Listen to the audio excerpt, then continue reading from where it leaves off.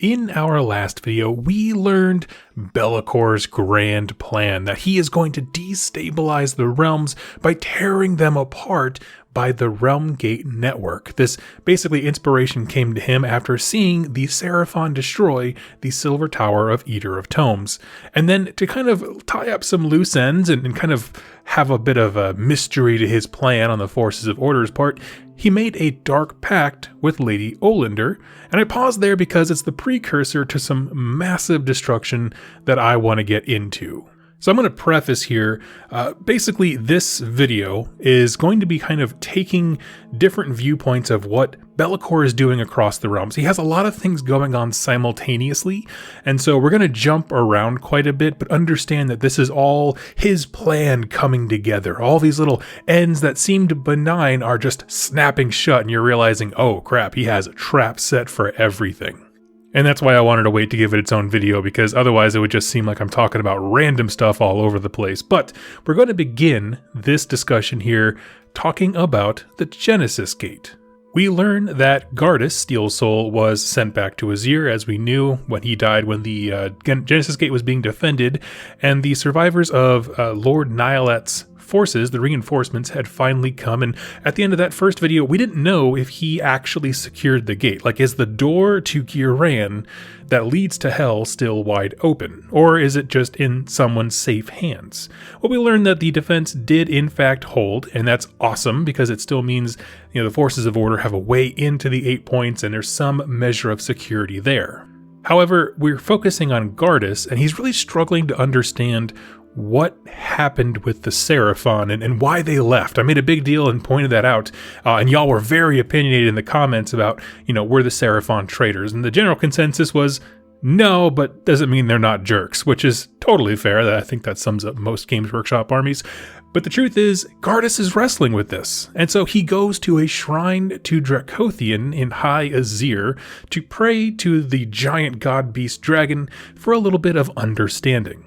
I'll be totally honest, sometimes I forget that the Seraphon are supposed to be distantly tied to Dracothian, which explains this crisis of faith. Well, it really actually does, as he sees everything in this religious connotation, because why? He's Gardas, he's a Hallowed Knight, they're a religious type zealot faction, and he's just struggling with this. So if Dracothian's an ally, why did these people who have some connection or, some kind of affirmation from him just abandon us? And he's praying for a while, and I'll just kind of speed through it here, but he has a really awesome vision, like a religious experience, and it's written in the most fantastic way. I always leave things for you to discover when you're reading these books. This is one you don't want to skip. But within this kind of vision, this trance, he actually sees a vision from Lord Croak, who basically telepathically injects in Gardas's brain a bunch of scenes of violence. Free cities overrun with demons, there's firestorms erupting around the realms, stormcasts are dying and not going back to Azir, they're just slaughtered bodies all over the place. The city of Excelsis, which is one of the major plot points that we come back to a few times, is overrun by greenskins, orcs, goblins, gargants, just everything. And Gardas starts to yell. He's like, oh, I need to go there. Excelsis is a big city. We need to go there. And Croak basically says no. It's all telepathic. He's not speaking English, but you know what I mean. Because at that point, Croak gives him a vision of the city of Vindicarum. And without dialogue, it's conveyed to Gardas there's a plan. Right? When the vision ends, Gardas understands there's a plan. There's more going on than I know. So they weren't abandoning us. There's a whole meta game that's going on here that the Seraphon are in control of, and I am needed at Vindicarum, and so Gardas heads out. That little brief pause in action gave us a break before some real destruction as we enter Act 2. Because now our story pans across all of Chiman, Realm of Metal. Because I want to remind you of Belakor's plan, right? Basically, with the destruction of the Silver Tower, he learned that realm gates are connected on some sort of, think like a spider web type thing. And so he wants to basically keep doing that, keep nuking realm gates that he knows are connected, and in so doing, unweave the fabric that keeps the realms together. And this way chaos can come in and infiltrate everything and corrupt. Well, the threads are loosest in Chamon, near where the Silver Tower went down. He learned about this stuff, and so tons of battles erupt. Okay, but they seem random, and that's the hard thing to try and articulate for y'all, is that demons are invading small towns with no significance. Night haunts are just everywhere. Like, they're pulling defenders from key positions, but they don't realize that they're key positions. You have greater demons doing seemingly trivial things like hit and runs and kind of just snatching up some destruction and then running away. The Night Haunt and the demons they're not marching together, like they're not walking together as allies, but they both seem to be everywhere. And what this is Belakor using confusion and misdirection to sow his plan. Because at this point, the people of Chamon are thinking, oh my god, was there like a second necroquake? There's ghosts everywhere, and maybe that's why magic's destabilized and demons are appearing all over the place. Like, they just have no concept of why this is happening. And as we pointed out before, Belakor works very differently than Archaon, where he would have just marched up with a full army. Belakor is like, they just don't even know where to send their troops, right? He's orchestrated this situation where all the gods have, basically a knife to each other's throat, and now no one even knows how to help each other. Only Belakor and a few incredibly observant mortals can actually see what's going on. Now, there are dozens of these battles, but one sticks out and is what the book really focuses on. That's the Battle of the Golden Gate. This was an extremely large realm gate that connected Vindicarum with a ton of other cities. It was a vital piece for the supply and food train and drinkable water that comes into the realm of metal. Well, when this realm gate, started to have chaos armies walking up to it, the Vindicators, the Celestial Vindicators, the storm host nearest to them, who's based in, of course, Vindicarum, went out there in full force, right? This is an important gate, and a demon army came at them in full force. And this was a super cool army and battle to read about. You had Khorne forces acting as the vanguard, just rushing forward to tackle anyone they could. You had the Nurgle forces making up the main body of the assault. Again, they're great for capping objectives and nothing else. And then behind them, you had Tzeentchian wizards enacting a grand arcane spell meant to blow up the gate. Remember, we're trying to use magic in vast quantities to destroy realm gates. And this just shows you the kind of the grandiose plans of Belakor, having all these demons aligned to him, essentially, rather than to their patron gods. And this battle's going on. The Celestial Vindicators are doing a great job of defending as best that they can, but they are losing. Like, the attrition is just not adding up. And things start to shift when the Stormcast Eternals of the Sigmarite Brotherhood, which is a chamber we don't really hear much about, arrived. Them and a whole bunch of flagellants with them. This is a very religious-minded faction who has a lot of zeal and anger towards anything chaos. And this set of reinforcements completely turns the tide in favor of the defenders. And Belakor is kind of like above everything, sort of removed from the situation. He's not in this battle specifically, but he's watching these events go down. And he's like, okay, this gate's important, right? It's a very large realm gate. The fact that all these cities need it for their supply lines just shows how well connected to the web this realm gate is. So this one needs to be blown up because that's going to destabilize a huge portion of the region, right? It's just very important. And so he does what he hates doing most, and I love that they brought this in. He hires the Skaven of Clan Eshin. Okay, and this is his just in case of emergencies card he can play.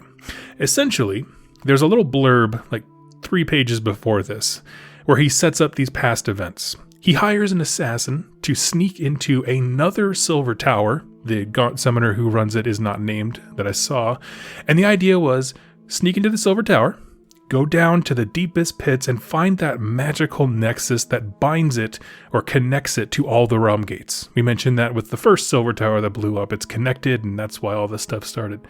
So rather than just assaulting the entire Silver Tower, sneak in there, plant a bomb on whatever connects it to the realm gates. We don't need to take the whole thing down, just disconnect it. And again, this is the same catastrophe that started all of this. It weakened an already strained web of realm gates. And so as the Stormcast and Flagellants are defending this gate, it begins heaving and warping under all this backlash that it has. It even starts to flicker in and out of function. And then 2 things happen almost simultaneously. Okay, the Tzeentchian sorcerers see that the gate is weak, and they hit it with everything they got, okay, crumbling it. At the same time, a colossal Night Haunt army descends from the skies. And to the horror of the Lord Celestants of the Stormcast army, there's different chambers, Celestial Vindicators, Sigmar, Brotherhood, that kind of stuff. To their horror, when their troops start dying, they're not going back to Azir. Their souls arc up as normal, but then when they reach a certain point in the sky, they just start going like left and right. They can't get out of the realm kind of thing. It's like they're trapped in Shaman. They're not necessarily being absorbed into anything, but they can't go back. Their connection to Sigmar has been cut, and these souls are greedily snatched up by the Night Haunt. Remember, they had those big old chains that can suck in souls and all this cool stuff. Lord Reikenor appears, and I did not expect to see him in any books, but I love it. He appears having made an agreement with Lady Olander for a share of these souls. He likes to do his little experiments and that kind of stuff, and he wants to use them. So he shows up with a retinue of what's called the Excruciators, I believe is how it's pronounced, whose sole purpose is to torture and enslave. This is the new Night Haunt model we're getting with this release. They basically swoop down, snatch up Stormcast, put them on the torture racks that they carry on their back, and then run away, because this way they can do all kinds of weird macabre experiments on him and stuff. Or the other Night Haunt are just killing them outright, and all of the Night Haunt are absorbing these souls, taking as many as they can, because remember, they have been ticked for so long that for the majority of their battles, they've not been able to claim these souls, right? This is Lady Olander kind of validating her choices of like, but Nagash will understand because now we have the souls. We're getting it back. It's not stolen anymore. And so I just love that concept. I love that they showed it to us. During this battle, the hourglass that Lady O had kind of conjured appears above Belakor's head again, and he sees Lady Olander on the field, and their alliance is up. Okay, basically she flips the hourglass so it starts counting down again, basically to kind of threaten him of like, you have this long until I mess you up. But at this point, Belakor's like, whatever, it did its job. What are you gonna do to me? Like, we all got exactly what we wanted out of this. We're all winners. What are you gonna do? And with the gate destroyed, again, more of the web, the nexus is coming undone. And we're beginning to see that basically if you were on the ground looking at this area of Chaman, there's like a big rolling black and red cloud that's just kind of covering the area. That is basically reality becoming undone, and then the kind of minor influence of chaos as it kind of seeps into the setting. It's this cloud that is what's preventing the Stormcast from going all the way up into the heavens, piercing through it and going back to Azir. And this battle, this very important moment where it shows, the Night Haunt, I feel like their alliance was formed and sundered in with the course of 6 paragraphs, but enough happened in this story to make it totally interesting. And so I want to wrap up at the end of Act 2 and talk about why is this cool? Well, for me, first of all, I am a sucker for good military campaign depictions, right? And I love how crazy Belakor's plan is. Because he's not just sending an army out to nuke it, like we said before, that's something Archaon would have done. But remember, some of these realm gates in this area are still controlled by Chaos factions. And so when I talk about how the battle was so complicated that people couldn't see what was going on, it's because Chaos forces and order and death and destruction are all WTF, because things just go nuts. For example, there are some gates held by Chaos factions. Let's just make one up and say Maggotkin have a gate, right? All of a sudden, a bunch of great unclean ones that you didn't know were secretly branded to Belakor's side start killing other Maggotkin, and they just obliterate this gate. Out of nowhere. You have no idea what's going on. So not only is it good guys versus bad guys, and the bad guys are winning, it's just Belakor versus everyone. You got demons turning on one another, they disconnect and crippled a second silver tower, I should say, and this is essentially a civil war of chaos forces, or chaos undivided, by Belakor. And there is something so rad about that, because Archaon, when he hears this, is going to be beyond mad. Right? Because this is fundamentally severing his way to move troops across the realms and assert influence. And not to mention the fact that he uses the Gaunt summoners for communication. They literally can send incredible distant messages to one another very quickly, which in a military, sense is incredibly important when you're talking about soldiers marching great distances and stuff.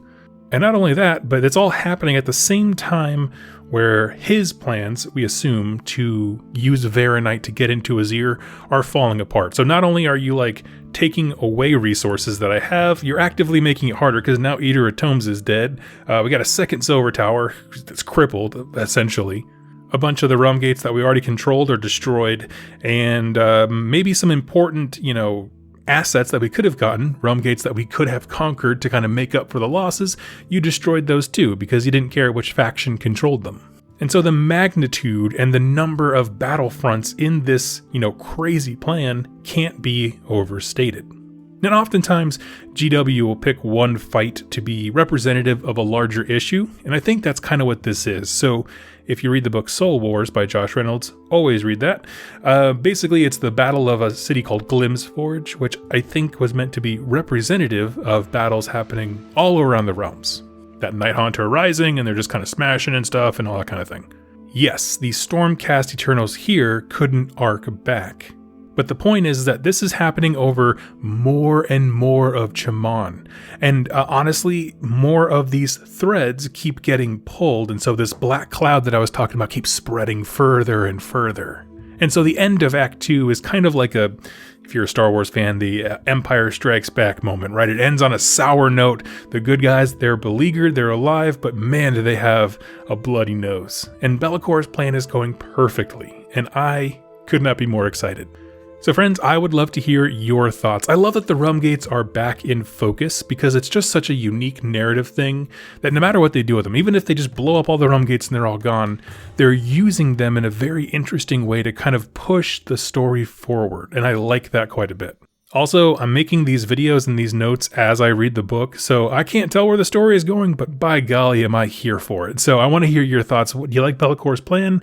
What are your thoughts on the Night Haunt coming in and swooping? How good was it to see Lord Reikenor do a thing? He's just kind of mentioned in the book, and he has a sweet, dope model, but we don't really get a lot of information about him. That was kind of nice. That was a nice little throw-in that I wasn't expecting, but I was like, I like it. Kind of like when you put an orange in a beer or something like that, It's a nice to have, not a necessary, but I like it. So anyway, tell me your thoughts in the comments down below, and I will chat with you there. Thank you so much for listening and watching. Happy wargaming.